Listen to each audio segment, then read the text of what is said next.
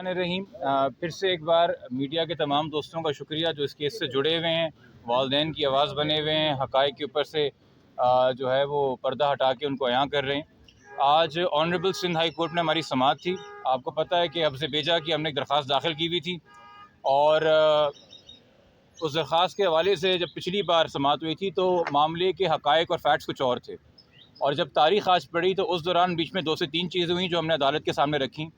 एक तो हमने कहा कि जी बच्ची फ़िलहाल दारुल अमान में है लाहौर के, और मुबैना तौर पे अपनी दरख्वास्त के साथ है, और मुबैना तौर पे ये भी कह के कि जी मैं अलहदा हो चुकी हूँ अपने शौहर से, जिसको शौहर कहा जा रहा है, और तनहा एक तरीके से लवारिस होने की कैफियत के अंदर मुझे दारुल अमान में रखें, चूँकि उसका एक मौक़िफ़ रहा है कि वालिदैन से भी ख़तरा लाहक है।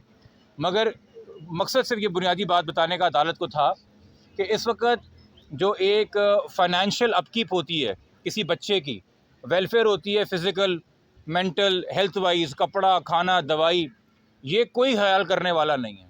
और वो रियासत की मरून मिल्लत हो गई है और वो कह रही जी मुझे दारुल अमान पे रखें, मुझे रियासत अब पाले। ये उसकी करंट स्टेटमेंट है 19 तारीख को जो डेवलपमेंट हुई है। दूसरा, मैंने उनको बताया कि जी एक रिव्यू फॉर्म कर लिया है पुलिस ने कि चाइल्ड मैरिज एक्ट लगता है, किडनैपिंग लगती है, बच्ची को बाजियाब कराना है। तीसरा, इस हवाले से हुकूमत ने पंजाब हुकूमत को मौजूद रहें, और यकीनी तौर पर अदालत इस बात को इंश्योर करेगी, चूँकि ये मामला ट्रायल कोर्ट ने इवेंचुअली तय करना है कि ऐसा नहीं कि अगर वो कराची आएगी तो कोई भी उससे मुलाकात कर सकेगा। यकीनी तौर पे वो बच्ची की मर्ज़ी के ऊपर होगा। तो अदालत हो सकता है ये हुक्म जब दे तो उसमें लिखे कि चूँकि हमारा ये रिवायत भी है कि बच्ची अगर मिलना चाहे तो वालिदैन से कभी कुछ केसेस में इजाज़त दी जाती है, मुबैना शौहर से मिलने की कभी नहीं दी जाती। ये फ़िलहाल हमारे दलाइल थे, और अदालत से जो कमेंट्स से जो ऑब्जर्वेशंस थी, मैं इसमें कोई हतमी राय कि अभी फ़ैसला क्या आएगा, चूँकि एक स्पेकुलेशन है। प्रॉपर तरीका ये है कि हम हाई कोर्ट के ऑर्डर्स का इंतज़ार करें। कुछ घंटों की बात है, end of the day order आ जाएगा, उसको पढ़ के तमाम आपको पता होगा कि उसमें क्या कंडीशंस हैं, क्या पैरामीटर्स हैं, और तभी हम बात करें। कबल अज़ वक्त कोई खुशी की नवीद सुना देना या कबल अज़ वक्त अफसरदा कर देना, मेरे ख़्याल में दोनों ही गैर मुनासिब बातें हैं। जो आपने आर्गूमेंट दिए थे और दुआ की दरखास्त पढ़ के सुनाई, पुलिस की रिपोर्ट का जो प्राइवेट रिपोर्ट थी वो पढ़ के सुनाई, तो उसके अदालत की ऑब्जर्वेशन थी क्या? हतमी ऑर्डर नहीं, ऑब्जर्वेशन क्या था? देखिए, अदालत ने ये एक तरीके से सबसे राय ली पीजी साहब से। आपके ख्याल में बच्ची दारुल अमान लाहौर रहे या उसे प्रोविंस ऑफ सिंध के किसी शेल्टर होम में होना चाहिए? प्रोसिक्यूटर जनरल ने अपनी सबमिशन दी कि जी यहाँ होना चाहिए।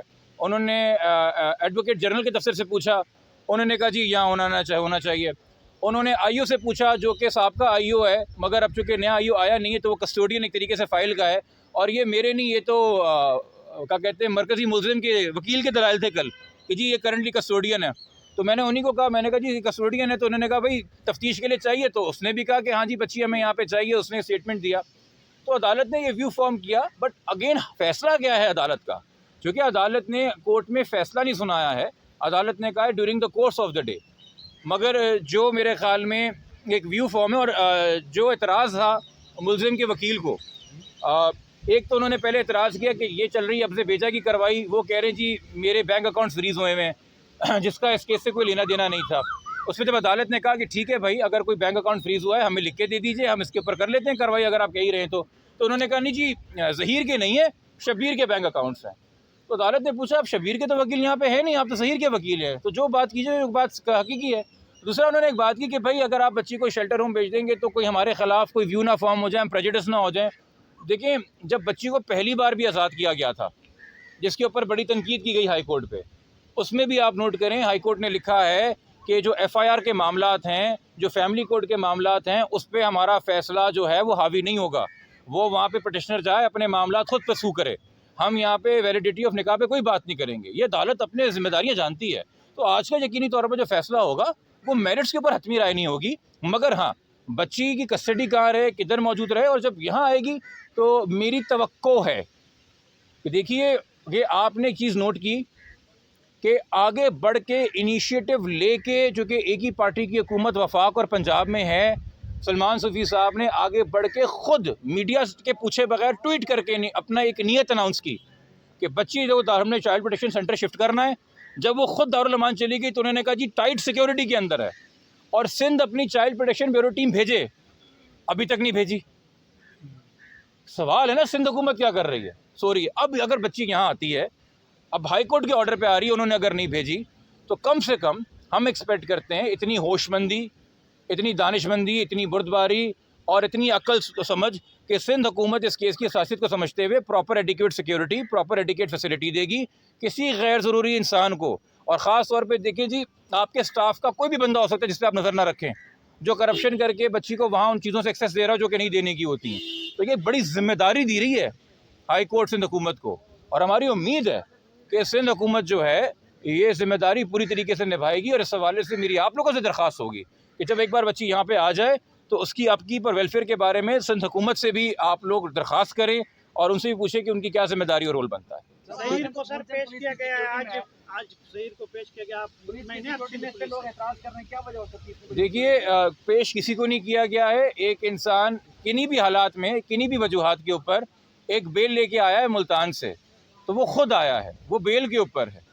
पेश उसे किया जाता है जिसको हथकड़ी होती है, जो अगवा होता है। इस वक्त पुलिस के पास इसका स्टेटस गिरफ्तार का नहीं है, वो तो इसे कभी गिरफ्तार कर ही ना सके।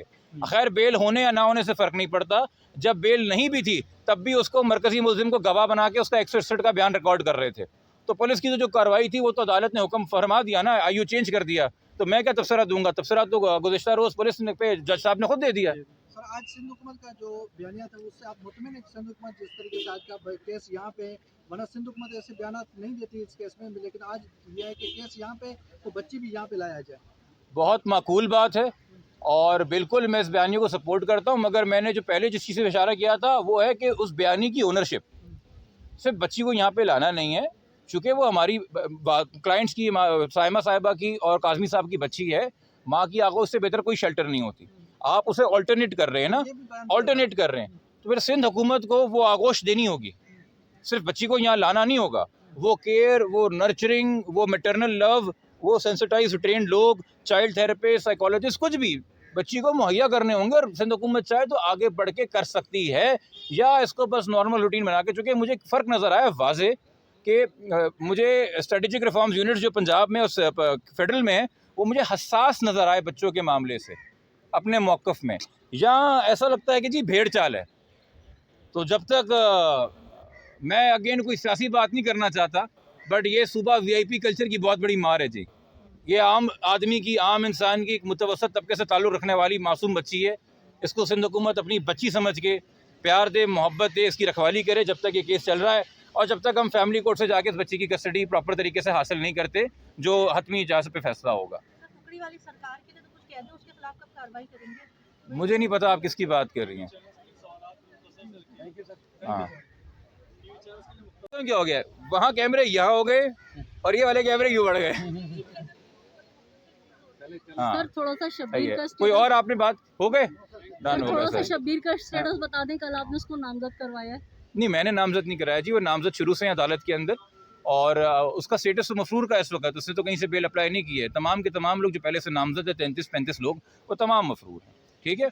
बट अभी मैं आप सबसे कहूँगा, आप लोगों से भी दरख्वास्त करूँगा, खुदा के वास्ते अभी कोई भी हतमी राय देने से पहले इस ऑर्डर के ऊपर बतौर वकील आपसे दरख्वास्त कर रहा हूँ, हाई कोर्ट के ऑर्डर का इंतज़ार करें, उसके बाद अपनी राय दें। जो यहाँ पे कोर्ट रिपोर्टर्स मौजूद हैं वो जिम्मेदारी को समझते हैं।